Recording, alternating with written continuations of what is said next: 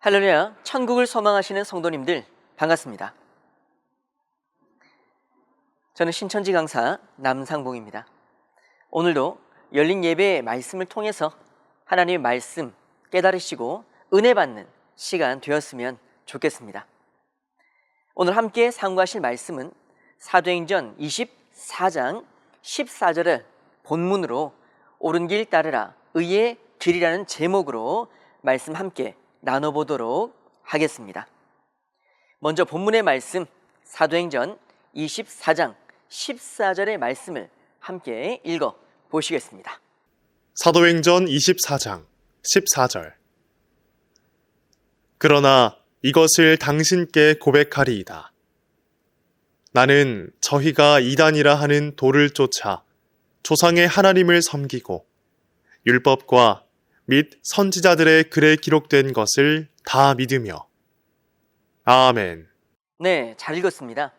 사도 바울이 로마 총독 벨릭스에게 나는 저희가 이단이라 말하는 예수님의 말씀 그 도를 쫓아 하나님과 율법과 선지자의 글을 다 믿으며 신앙을 한다고 고백을 하고 있습니다. 사도 바울은 철저하게 유대교 율법주의 신앙을 했던 사람이었습니다. 그렇다면 유대인들은 그 당시 왜 예수님의 도를 믿고 있는 사도 바울을 이단이라고 했을까요? 자, 그럼 이단은 무엇일까요? 자, 이단이란 말의 의미를 풀어보시면 다를 이자의 끝단입니다. 즉, 끝이 다르다. 시작은 하나님과 성경으로 시작했지만 그 끝은 하나님의 말씀의 뜻을 왜곡하고 다른 뜻으로 거짓 증거를 하는 것이 이단의 참된 의미가 되는 것입니다. 그런데 그 당대 유대인들은 본인들이 믿고 있는 이 신앙의 잣대로 판단했으니 예수님도 그리고 그 도를 믿고 따르는 사도 바울도 이단에 속한 자라고 정죄를 한 것입니다. 오늘날도 마찬가지겠죠? 많은 신앙인들이 생각하는 정통과 이단의 기준은 무엇일까요? 먼저 내가 속한 교단과 교파와 다르다면 이단일까요? 아니면 기성교회의 간판이 아닌 다른 새로운 신흥 교단이면 이단으로 봐야 할까요? 그것도 아니라면 교인 수가 많고 인지도가 있고 교단도 크고 유명한 목사님이 있다면 하나님께서 인정하시는 정통이 되는 걸까요? 사람들의 기준에 의해서 다수가 아니라고 하면 이단이 되는 것일까요? 이와 같은 기준과 잣대로 2000년 전 초림 때 오신 예수님 또한 이단으로 내몰렸고 예수님을 믿는 제자들도 기성교단인 유대교에 의해서 이단이라는 오명을 받아서 많은 핍박을 받았던 역사가 있었습니다. 하지만 사람의 기준이 아닌 하나님과 성경적 기준으로 봤을 때 누가 정통이고 누가 이단이었을까요? 2000년 전 유대교를 이끌어갔던 목자였던 서기관과 바리새인들, 율법을 중심으로 신앙을 했던 유대인들이 볼 때는 예수님은 자신들의 신앙이었던 율법을 파괴하러 온 파괴승과 같은 입장으로 보였을 것입니다. 하지만 예수님은 율법을 폐하러 온 것이 아니라 율법을 완전케 하러 왔다라고 말씀하셨는데요. 마태복음 5장 17절과 18절의 말씀 읽어 보시겠습니다. 마태복음 5장 17절에서 18절. 내가 율법이나 선지자나 폐하러 온 줄로 생각지 말라. 폐하러 온 것이 아니요 완전케 하려 함이로라. 진실로 너희에게 이르노니 천지가 없어지기 전에는 율법의 1.1획이라도 반드시 없어지지 아니하고 다 이루리라. 아멘. 네, 잘 읽었습니다. 예수님은 율법을 폐하러 온 것이 아니라 완전케 하러 오셨다라고 말씀하시고 율법의 1.1획이라도 반드시 없어지지 아니하고 다 이룰 것이라고 말씀을 하셨습니다. 그리고 히브리서 10장 1절 말씀도 보시면 율법은 장차 오는 좋은 일의 그림자일 뿐이요 차명상이 아니라고 분명히 말씀하고 계십니다. 1500년 동안 그 율법에 매여 있던 유대인들에게 어느 날 갑자기 나타난 예수님은 율법의 참뜻을 알려주셨습니다. 하지만 유대인들의 입장에서 그것을 받아들이기는 결코 쉬운 일이 아니었을 것입니다. 예를 들어 1500년이란 시간 동안 6월절마다 자신들의 죄를 사하기 위해 잡아왔던 6월절 어린 양의 실체가 예수님 자신임을 증거했을 때, 그것이 율법의 참뜻임을 알려주셨을 때 율법에 매여있던 유대인들은 자기들의 신앙의 관점으로 봤을 때 예수님은 마치 자신들의 율법을 폐하고 새로운 가르침을 전파하고 유대교의 법과 규범에 도전하는 이단으로 보였을 것입니다. 하지만 2000년의 시간이 흐른 오늘날은 그 누구도 예수님을 이단이라고 말하지 않습니다. 오히려 하나님의 아들이고 구원자시며 예수님이 전하신 복음이 진리임을 많은 사람들이 인정하고 있습니다. 어떤 사실과 진리가 많은 사람들에게 알려지고 인정되기까지 많은 시간이 필요한 것 같습니다. 말도 안 되는 이야기지만 옛날 사람들은 달나라에 토끼가 산다라고 생각했던 적도 있었습니다. 그리고 바다 밑에는 용왕이 살고 있다라고 용왕제도 드리기도 했고요. 지구는 둥근 것이 아니라 평평하다라고 생각했던 잘못된 지식과 편견들로 참된 것을 오해하고 적대시하고 이단시했던 때가 있었던 것입니다. 우리가 잘 아는 갈릴레의 이야기 너무나 유명하죠. 모든 사람들이 천동설을 주장했을 때 한 사람이 태양이 도는 것이 아니라 지구가 돈다라고 참된 사실인 지동설을 주장했던 것입니다. 하지만 그 시대는 이 사실을 받아들이기 너무 힘들었고 결국 교황청에 의해서 종교 재판이 진행되었던 것입니다. 죽음으로 내몰린 갈릴레오는 결국 지동설을 포기하고 천동설을 인정하는 것처럼 보였지만 결국 재판소에서 나올 때 그래도 지구는 돈다라고 말했다는 유명한 일화가 있습니다. 그 당시에는 받아들이지 못했던 참된 사실이 수많은 세월이 흐른 지금은 누구나 알고 있는, 그리고 누구나 믿고 있는 당연한 사실로 자리 잡게 되었습니다. 아무리 참된 진실도 시대적인 상황이나 다수의 사람들에 의해서 거짓이 되기도 하고 거짓이 진실이 되기도 하는 것 같습니다. 이사야 5장 20절에 보시면 악을 선하다 하며 선을 악하다 하는 사람들은 화가 있을 것이라고 경고하고 있습니다.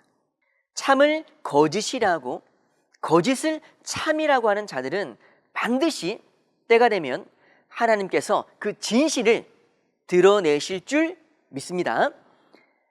성경에 보시면 하나님께서 회복의 역사를 펼치실 때마다 사단 마귀는 온갖 소문과 풍설, 핍박으로 하나님의 택한 사람들이 전하는 하나님의 말씀을 올바로 듣지 못하게 방해하는 역사들이 있어 왔습니다. 초림 때 구원자로 오신 예수님께서는 구약 말씀을 다 이루시고 하나님의 참 뜻을 전했지만 많은 사람들은 예수님을 알아보지 못했고 이단의 괴수다, 미쳤다, 귀신 들렸다라는 말로 많은 핍박을 했었습니다. 유대인들은 색안경을 끼고 예수님이 전하는 말씀을 깨닫지 못하고 듣고자 하지도 않고 손가락질하면서 결국 예수님을 십자가에 못 박게 된 것입니다. 이처럼 우리도 말씀을 들을 때에는 사람의 말과 기준이 아닌 성경을 기준으로 들어야 참과 거짓을 분별할 수 있는 것입니다. 2000년 전 참 진리의 말씀을 전하신 예수님에 대한 이단이라는 오명도 결국 진리를 깨달은 사람들에 의해서 진실이 밝혀진 것이죠. 그리고 오늘날 예수님을 믿고 그 가르침을 따르는 많은 기독교로 자리 잡게 되었습니다. 하지만 예수님 한 분으로 시작된 이 기독교가 2000년이란 세월이 흘러오면서 사람의 계명이 더해지고 여러 교단과 교파로 나눠지게 되었습니다. 그리고 서로 내가 맞다고, 나와 다르면 이단이라고 또 싸우고 정죄하고 있는 것이 지금의 현실입니다. 그렇다면 성경에서 말하는 참 진리는 무엇일까요? 요한복음 17장 17절의 말씀을 보시면 저희를 진리로 거룩하게 하옵소서, 아버지의 말씀은 진리니이다 라고 말씀하고 계십니다. 결국 정통과 이단, 참과 거짓에 대한 판단 기준은 오직 성경뿐인 것입니다. 초림 때에는 참과 거짓의 기준이 구약을 이루신 예수님의 계시 말씀이었다면 오늘날 주재림 때에는 어떤 성경 말씀이 참과 거짓을 나누는 기준이 될까요? 성경에는 이미 이루어진 역사적인 내용도 있고 신앙인들이 지켜야 될 교훈적인 말씀도 분명 있습니다. 하지만 이 말씀으로 참과 거짓을 나누는 것이 아닙니다. 예수님께서는 2000년 전 신약 성경을 통하여 예수님이 다시 오실 재림에 관해서 새 언약으로 약속을 해 두셨습니다. 그 대표적인 말씀이 신약 사복음서와 신약 성경의 예언서인 요한계시록인 것입니다. 요한계시록은 신약 27권의 예언이 함축된 종합본이라고 할 수 있습니다.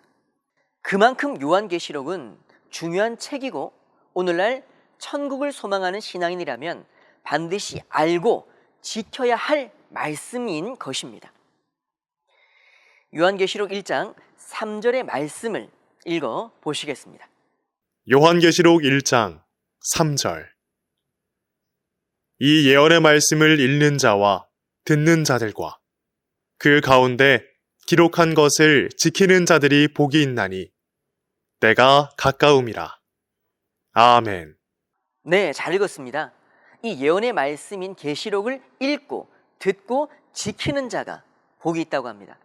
그리고 계시록 22장 18절과 19절의 말씀을 보시면 이 예언의 말씀에서 더하면 이 책에 기록된 재앙들을 더하고 제하여 버리면 생명나무와 및 거룩한 성, 즉 천국의 참여함을 제하여 버린다라고 말씀하고 계십니다. 이처럼 계시록을 안다는 것은 너무나 중요한 것입니다. 사랑하는 성도 여러분, 계시록에 대하여 간절히 알고 싶은 마음이 있지 않습니까? 제가 아는 성도님도 계시록을 설교하는 곳이 있다 해서 다른 교회에 가서 계시록 설교를 들어봤다는 분도 계시더라고요. 요한계시록 설교를 한다는 얘기만 있어도 이처럼 찾아가서 들어보고 싶어하시는 성도님들이 많이 있습니다. 왜냐하면 계시록이 궁금하고 알고 싶어하는 마음이 우리 속에 있기 때문입니다. 하지만 계시록 설교라고 해서 다 다 똑같은 설교는 결코 아닙니다. 분명 성경대로의 설교여야 하며 육하 원칙에 입각해서 예언의 참뜻을 풀어야 하고 그 예언대로 이룬 실체가 있어야 요한계시록에 대한 참 설교가 되는 것입니다. 역사, 교훈은 누구나 설교할 수 있고 누구나 전할 수 있습니다. 하지만 예언서인 이 요한계시록은 하나님께서 비유로 봉함해 두셨고 요한복음 16장 25절에 보시면 때가 되어 하나님이 함께 하시는 한 목자를 통해서 밝히 열어주시기로 성경에 분명 기록하고 있기 때문입니다. 따라서 하나님이 함께 하시는 목자라면 계시록의 예언이 이루어졌을 때 그 이루어진 실상을 보고 들어야 하며 증거할 수 있어야 하는 것입니다. 초림 때 예수님께서 구약이 이루어진 실체를 증거하심으로 유대교의 목자들이 자기들의 거짓된 것이 드러나니 예수님을 핍박했던 것 같이 오늘날도 누군가 계시록의 참뜻과 그 이루어진 실체를 증거한다면 이것이 참 정통임에도 이단시하고 돌을 던져야 할까요? 그래서 신앙은 성경을 기준으로 선택을 해야 옳은 길을 걸어갈 수 있는 것입니다. 제가 좋아하는 찬송이 있는데요. 옳은 길 따르라 의의 길을. 여러분도 이 찬송 잘 아시죠? 신앙은 넓은 길, 편한 길을 가는 것이 아닙니다. 옳은 길, 바른 길을 가는 것이 신앙이라고 생각합니다. 사랑하는 성도 여러분, 진리를 따라가는 길이 때론 힘들고 어려울 수 있습니다. 하지만 우린 신앙인이기에 진리를 선택했으면 좋겠습니다. 마지막으로 계시록 20장 12절에 보시면 하나님께서는 마지막 심판 때 성경책을 기준으로 심판을 하신다고 하십니다. 정통과 이단의 기준은 바로 성경인 것입니다. 우리가 마음문을 열고 귀를 기울여서 이 시대에 반드시 알아야 할 이 요한계시록의 말씀에 관심을 좀 가져보시고 제대로 알아보셨으면 좋겠습니다. 사랑하는 성도 여러분, 저도 이전에 신앙을 할 때에는 마치 영적으로 어린아이와 같아서 사람을 따르기도 하고 내가 속해 있는 곳만이 참이라고 생각하면서 신앙을 해왔던 것 같습니다. 하지만 성경에 눈을 뜨는 순간 무엇이 옳고 무엇이 그른지에 대한 분별력이 생겼고 옳은 길을 선택할 수 있는 용기도 생겼습니다. 사랑하는 성도 여러분, 우리의 신앙의 목적은 천국 아니겠습니까? 천국으로 인도하는 이 진리의 말씀을 길로 삼아서 온전한 신앙의 길을 걸어가시는 성도님들 다 되셨으면 좋겠습니다. 제가 간절히 기도하겠습니다. 감사합니다. 다 함께 기도하겠습니다. 거룩하시고 감사하신 아버지 하나님, 오늘 귀한 시간 저희들에게 허락해 주셔서 또 열린 예배의 말씀을 통해서 저희들 하나님 앞에 나올 수 있도록 이 모든 시간 허락해 주심에 진심으로 감사 올려 드립니다. 하나님, 매 시간마다 분초마다 우리가 호흡하고 있음에 그리고 하나님을 깨달아가고 있음에 너무나 감사를 올려드립니다. 우리가 작은 것에도 감사하면서 그리고 하나님께서 주신 이 성경을 통해서 우리가 참과 거짓을 분별할 수 있도록 해주시고 때로는 우리가 가는 걸음들이 좁고 협착하다 할지라도 우리가 하나님 믿고 성경을 믿고 우리가 용기 내어 이겨갈 수 있도록 하나님 붙드시고 인도하여 주시옵소서. 오늘의 하루의 삶 속에서도 하나님 강하게 역사하시고 강하게 나를 인도하여 주시옵소서. 감사드리옵고 예수님의 귀하신 이름으로 기도 올려 드리옵나이다. 아멘. 네, 오늘 하루도 복되고 귀한 하루 되셨으면 좋겠습니다. 감사합니다.